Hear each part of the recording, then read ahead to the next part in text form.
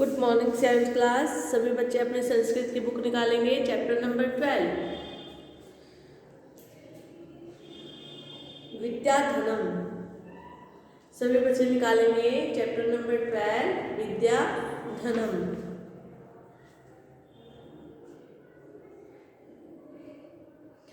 देखिए, प्रस्तुत पाठ में विद्या के महत्व को बताया गया है। विद्या रूपी धन सभी धनों में श्रेष्ठ है। इसे न चोर चुरा सकते हैं, न भाई बांट सकते हैं। यह विचित्र धन है जो खर्च करने पर बढ़ता है और न ही खर्च करने पर घटता है। विद्वान होने पर ही मनुष्य कहलाने योग्य बनता है, अन्यथा विद्याहीन मनुष्य तो पशु के समान ही होता है। विद्या ही मनुष्य का सबसे बड़ा आभूषण है। विद्या मनुष्य का तीसरा नेत्र है। विद्या से बढ़कर संसार में कुछ नहीं है जिससे सभी कार्य सिद्ध होते हैं। क्या बताया है कि विद्या एक ऐसा धन है जिसको ना ही तो चोर चोरी करके ले जा सकता है, ना भाई आपस में बांट सकते हैं।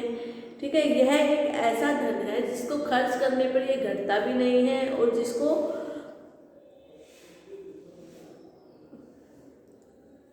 क्या कैसे धन है कि खर्च करने पर बढ़ता है। ठीक है, घटता नहीं है। विद्या जो क्या है मनुष्य का जीवन में सबसे बड़ा आभूषण होता है। अगर मनुष्य गुणवान है तो उसको कोई पूछता है, अगर जो वह बिल्कुल ही गुणवान नहीं है, उसको कुछ भी नहीं आता है, तो विद्या से विहीन है, तो उसको क्या कहते हैं, पशु के समान। ठीक है, तो देखिए इस चैप्टर में हमारे क्या है, संसार में बढ़कर क्या है, विद्या से बढ़कर और कुछ भी धन नहीं होता है। इस चैप्टर में विद्या के विषय में बताया गया है। आप सभी इसे ध्यान से सुनेंगे। न चोरहार्यम न राजहार्यम, ठीक है, न भ्रातृभाज्यम न भ्रातृ भारकारी, वै कृते वर्धत एव नित्यम, विद्याधनम सर्वधन प्रधानम। क्या है, न चोर चोरी कर सकता है, जो हमारी विद्या है, क्या है इसमें चोर, विद्या को चोर चुरा नहीं सकता, क्योंकि चुराएगा किस प्रकार, वो तो मनुष्य का धन है। ठीक है, न राज के द्वारा छीनने योग्य है, ना इसे कोई राजा जो बनता है उसके द्वारा कोई उस वस्तु को छीन सकता है। ठीक है, आगे है न भ्रातृभाज्यम न भारकारी, न भाई जब आपस में अपने घर का बंटवारा करते हैं, जमीन का बंटवारा करते हैं, तो विद्या का बंटवारा भी आपस में नहीं कर सकते हैं। और न भार बढ़ने वाली है, विद्या ना ही भार को बढ़ाती है और ना ही घटाती है। जितना हम इसको खर्च करते हैं वो उतना हमारे लिए बढ़ती जाती है। वै कृते वर्धत एव नित्यम, वै कृते, यह प्रतिदिन जब इसको हम खर्च करते हैं, किसी को ज्ञान बांटते हैं, तो ये क्या है, बढ़ती ही है, कभी खर्च नहीं होती है। विद्याधनम सर्वधन प्रधानम, विद्या धन है तो वो सभी धनों से प्रधान प्रमुख है। ठीक है, क्या बताया गया है, न चोरहार्यम न राजहार्यम न भ्रातृभाज्यम न भारकारी, वै कृते वर्धत एव नित्यम, विद्याधनम सर्वधनम प्रधानम। न इसे चोर चोरी कर सकता है, न इसे राजा जो है वो अपने राज्य के द्वारा छीन सकता है, न इसे भाई आपस में बांट सकते हैं और न ही इसका भार बढ़ सकता है, न इसको खर्च करने से यह घटती है और न ही जब हम इसको खर्च करते हैं यह तो प्रतिदिन खर्च किए जाने पर यह बढ़ती ही है, घटती नहीं है। विद्या धनम सर्वधन प्रधानम, विद्या का जो धन है वो सबसे प्रमुख धन है। ठीक है, सबसे अच्छा धन है। सब इसको रिवाइज करेंगे। इसका भाव देखिए, भाव यह है कि विद्या विचित्र धन है जो खर्च करने पर बढ़ता है और खर्च न करने पर घटता है। विद्या से बढ़कर संसार में कुछ नहीं होता। विद्या धन सब धनों से प्रमुख है। अगर हम अपनी विद्या को किसी के द्वारा किसी को हम बांटते हैं तो उससे हमारी वो बढ़ेगी। अगर हम अपने ज्ञान को अपने अंदर ही दबाए रखेंगे, किसी को नहीं बताएंगे, किसी को कुछ पूछने पर उसका आंसर नहीं देंगे, तो क्या है, वो हमारा धन जो है वो व्यर्थ है, वो नष्ट होता जाएगा। सभी श्लोक को रिवाइज करेंगे।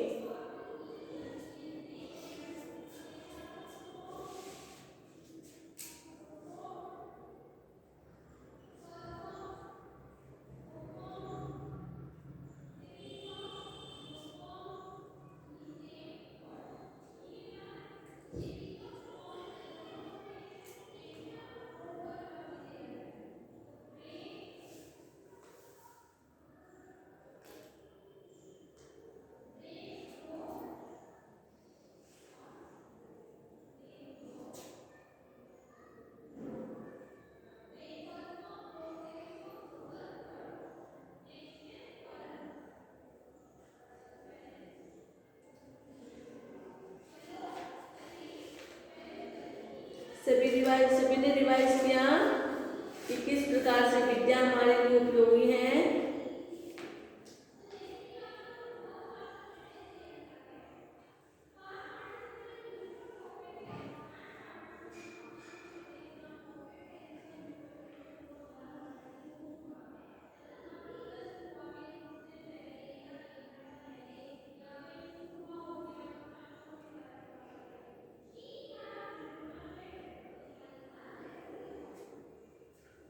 सभी रिवाइज करेंगे। श्लोक नंबर 1, न इसको क्या है, न चोर हार्यम, न इसको कोई चोर चोरी करके ले जा सकता है, ना कोई राजा इसे छीन सकता है, ना भाई इसको आपस में बांट सकते हैं, ना ही ये खर्च होती है।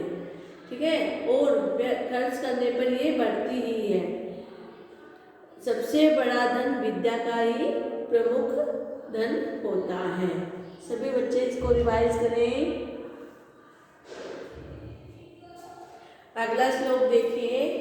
अगला श्लोक है हमारा, विद्या नाम नरस्य रूपम अधिकम प्रच्छन्न गुप्तम धनम, विद्या भोग करी यश सुख करी विद्या गुरुनाम, विद्या बंधु जनो विदेश गमने विद्या परा देवता, विद्या राजसु पूज्यते न ही धनम विद्या वहीन पशु, विद्या नाम नरस्य रूपम अधिकम प्रच्छन्न गुप्तम धनम। क्या है? विद्या मनुष्य का क्या है? सबसे बड़ा रूप है। ठीक है, विद्या मनुष्य का सबसे बड़ा रूप है। विद्या सबसे अधिक छुपा हुआ निजी धन है। सबसे क्या है? विद्या सबसे छुपा हुआ निजी धन है, उसको हम अपने अंदर समाये हुए, वो किसी को दिखती नहीं है। उसके बाद क्या है? विद्या भोग करी यश सुख करी विद्या गुरुणाम गुरु, विद्या भोग के साधन प्राप्त करने वाली, यश देने वाली और सुख देने वाली है। क्या है? विद्या भोग के साधन को प्राप्त करती है, यश देती है और सुख देने वाली है। विद्या गुरुओं की भी गुरु है। विद्या बंधु जनो विदेश गमने विद्या परा देवता, विद्या विदेश जाने पर विद्या क्या है? मित्र होती है। विदेश जाने पर विद्या मित्र होती है। विद्या सबसे बड़ा देवता है। विद्या राजसु पूज्यते न ही धनम विद्या वहीन पशु, विद्या क्या है? जो राजाओं में भी विद्या को की पूजा होती है, धन नहीं पूजा जाता। क्यों? जो बड़े बड़े राजा महाराजा होते हैं वो विद्या को पूजते हैं, धन को नहीं पूजते। विद्या से हीन मनुष्य पशु ही होता है। क्या है? विद्या नाम नरस्य रूप अधिकम, विद्या का जो मनुष्य है, मनुष्य का सबसे बड़ा रूप है। प्रच्छन्न गुप्तम धनम, यह जो हमारा सबसे बड़ा अपना गुप्त निजी धन है। विद्या भोग करी यश करी सुख करी, विद्या के भोग से क्या होता है? हमें सुख मिलता है और हमारा जो यश, हमारी कीर्ति है वो फैलती है। विद्या गुरुनाम गुरु, यह जो विद्या होती है वो गुरुओं का भी गुरु है।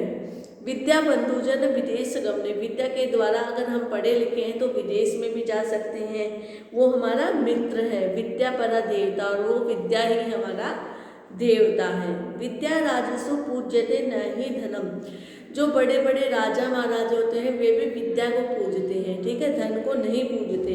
विद्या वहीन पशु, जो विद्या से हीन पशु होते हैं, जो विद्या से हीन होते हैं मनुष्य, उनको क्या कहते हैं? वो पशु के समान होते हैं। भाव देखिए, इसका भावार्थ है विद्या ही मनुष्य को मनुष्य कहलाने योग्य बनाती है। यह बात बिल्कुल सच है कि विद्या, अगर जो मनुष्य पढ़ा लिखा इंसान होगा, कुछ थोड़ा बहुत भी जानता होगा, कुछ गुणवान होगा, उससे ही वह उस मनुष्य को मनुष्य के योग्य बनाती है।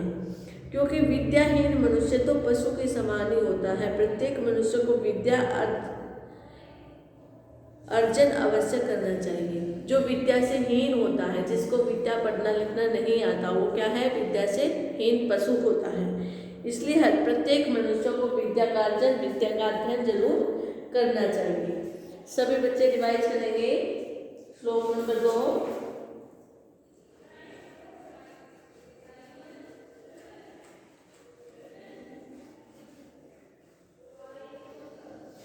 और इसको अपनी कॉपी में भी लिखेंगे। श्लोकों की व्याख्या को, श्लोकों का भावार्थ अपनी कॉपी में लिखेंगे सभी बच्चे।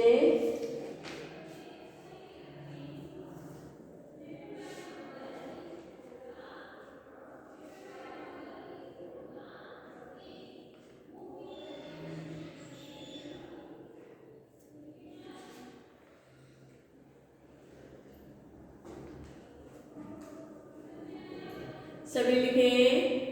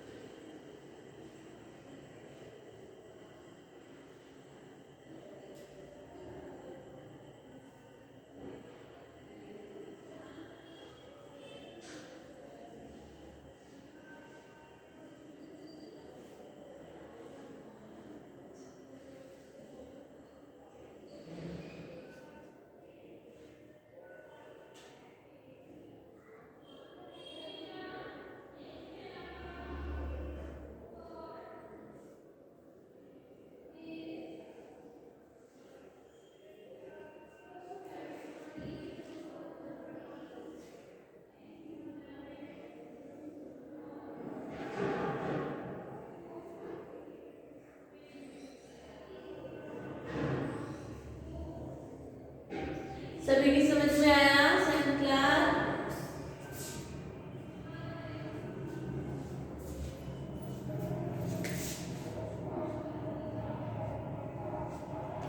सेवंथ क्लास सभी की समझ में आया ये? आगे देखिए श्लोक नंबर 3।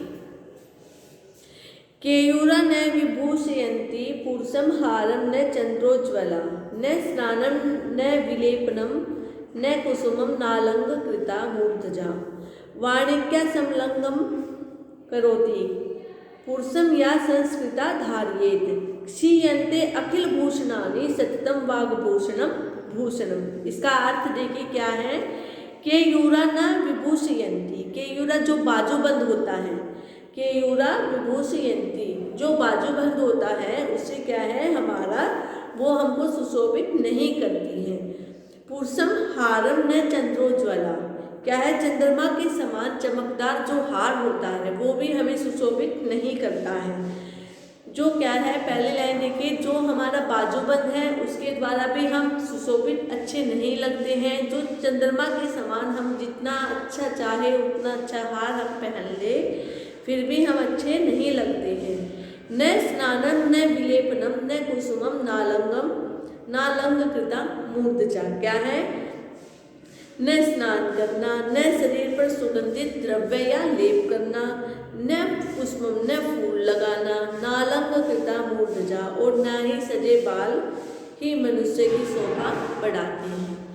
देखिए ना बाजूबंद हमें सुशोभित करता है, ना गले का हार सुशोभित करता है, ना स्नान करने से सुशोभित होते हैं, ना अलग प्रकार के लेप लगाने से सुशोभित होते हैं, ना फूल लगाने से सुशोभित होते हैं, ना लंकृता मूर्धजा, ना अनेक प्रकार के ठीक है क्या है सजे हुए बालों के द्वारा भी हम सुशोभित नहीं लगते हैं। क्योंकि देखिए कैसे वाणिज्ञ संलग्न करोति पुरुषम या संस्कृता धारिये, क्या है जो संस्कार युक्त वाणी धारण की जाती है, ठीक है वाणिज्ञ संलग्न करोति जो अच्छी वाणी हम धारण करते हैं, पुरुषम या संस्कृता धारियेत मनुष्य को सुशोभित करती है। वाणिज्ञ वाणी जो संलग्न करोति जो अच्छी वाणी जो होती है, पुरुषम या संस्कृत जो अच्छी वाणी मनुष्य उसको धारण करता है वही मनुष्य के जीवन में उसको सुशोभित करती है। क्षीयन्ते अखिल भूषणानि सततं वाग्भूषणं भूषणम, क्या है क्षीयन्ते अन्य आभूषण तो कुछ समय क्षीयन्ते अखिल भूषणानि कुछ समय बाद सारे आभूषण नष्ट हो जाते हैं। जैसे हम बालों को संवारते हैं थोड़े समय बाद बाल भी बिखर जाते हैं, हम किसी चीज़ का लेप लगाते थोड़ी देर में वो भी उतर जाता है, फूल भी मुरझा जाते हैं, परंतु जो हमारी वाणी है, ठीक है, केवल वाणी ही हमारा सच्चा आभूषण होती है। क्या बताया है, केयूरम, जैसे हम बाजूबंद लगा ले, हार पहन ले, वो हमको सुशोभित नहीं करता। हम स्नान करते हैं, उस पर हम लेप लगाते हैं, कोई सेंट वगैरह मारते हैं, बालों में फूल लगाते हैं, बालों को संवारते हैं, ये भी हमारा कोई गहना नहीं है। थोड़ी देर में सब कुछ मुरझा जाता है, परंतु मनुष्य के जीवन में क्या होता है, वाणी। अगर हम वाणी को अच्छे से बोलेंगे, किसी सामने खड़े मनुष्य का हम आदर सत्कार करेंगे, संयम से अच्छे प्रकार से अपनी वाणी को बोलते हैं, तो वो हमारा क्या है, सच्चा आभूषण, जो हमारी जिंदगी भर हमारा साथ देता है। ठीक है क्लास, सभी बच्चे इसको रिवाइज करेंगे। क्या है, सारे आभूषण नष्ट हो जाते हैं, परंतु जो वाणी है मनुष्य की, वाणी का आभूषण ही सच्चा आभूषण होता है। मनुष्य के जीवन में उसका सबसे बड़ा आभूषण क्या है, वाणी। ठीक है क्लास, इसका भावार्थ है कि हार आदि आभूषण तो कुछ समय बाद अपनी चमक खो देते हैं, विद्या, जबकि विद्या रूपी आभूषण की चमक समय के साथ बढ़ती जाती है। अतः विद्या ही मनुष्य का सच्चा और स्थायी आभूषण है। देखो इस श्लोक में भी यही बताया गया है कि विद्या जो हम अपने, अगर हम कुछ जानते हैं, उसको सीखते हैं, तो हम क्या है, अच्छे वचन बोलेंगे। अगर हम विद्या से हीन हैं, पशु के समान है, तो उसमें कुछ हम अपशब्द बोलते हैं। तो सबसे बड़ा आभूषण क्या है हमारी, विद्या की वाणी। तो हमें विद्या सभी को ग्रहण करनी चाहिए। सभी बच्चे रिवाइज करेंगे इस श्लोक को।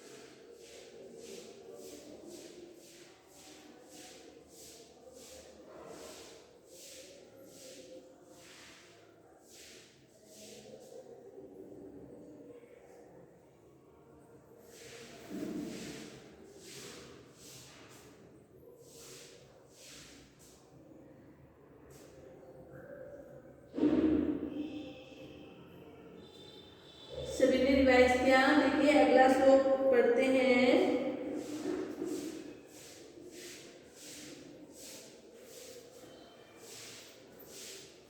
हमारा अगला श्लोक है, विद्या नाम नरस्य कीर्तिर अतुला, भाग्यक्षय चाश्रय, धेनु कामदूधा रतिश्च, विरहे नेत्रम तृतीयम च सा,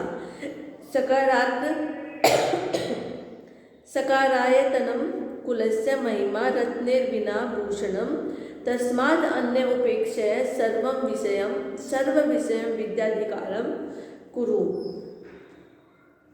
इसका देखिए, विद्या नाम नरस्य कीर्ति अतुला, भाग्यक्षय चाश्रय। विद्या नाम नरस्य, विद्या मनुष्य का अनुपम यश है।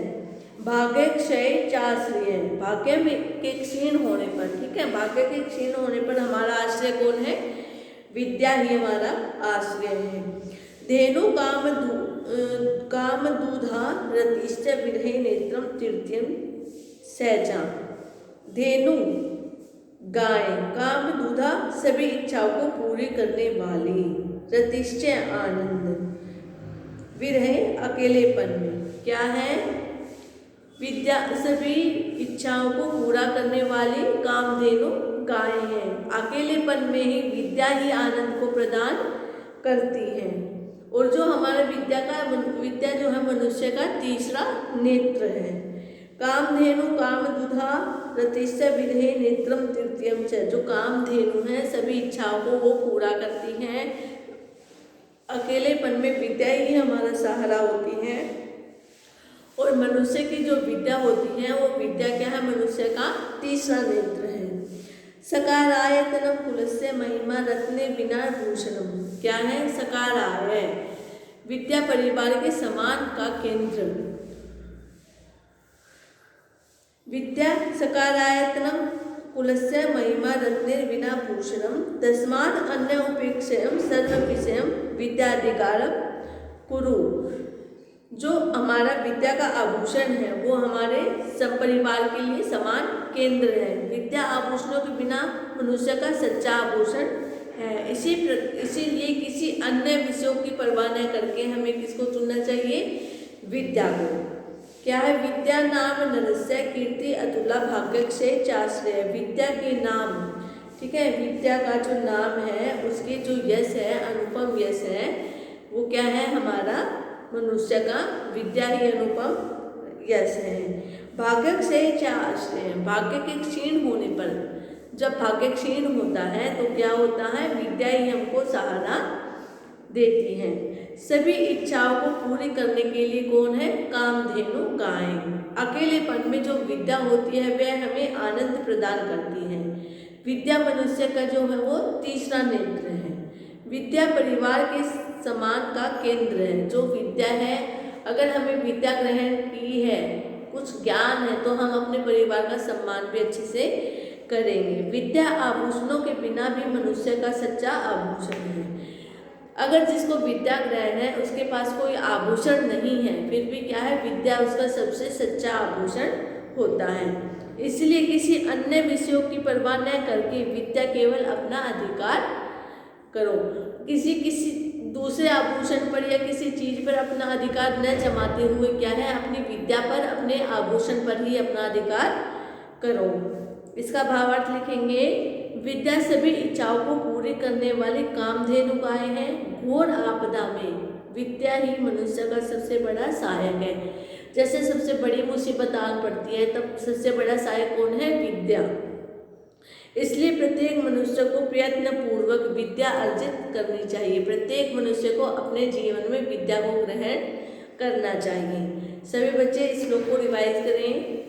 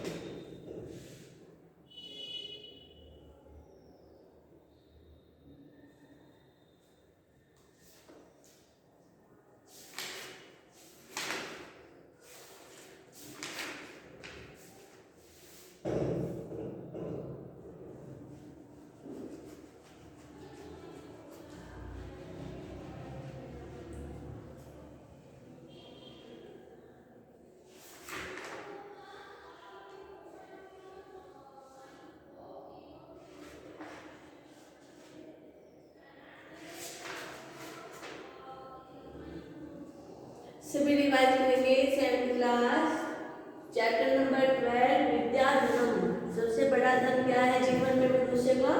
विद्या। विद्या ही हमारा सबसे बड़ा आभूषण है। ठीक है, सभी इसको रिवाइज करेंगे और सभी श्लोकों की व्याख्या को और भावार्थ को अपनी कॉपी में लिखेंगे। Okay 7th class, thank you.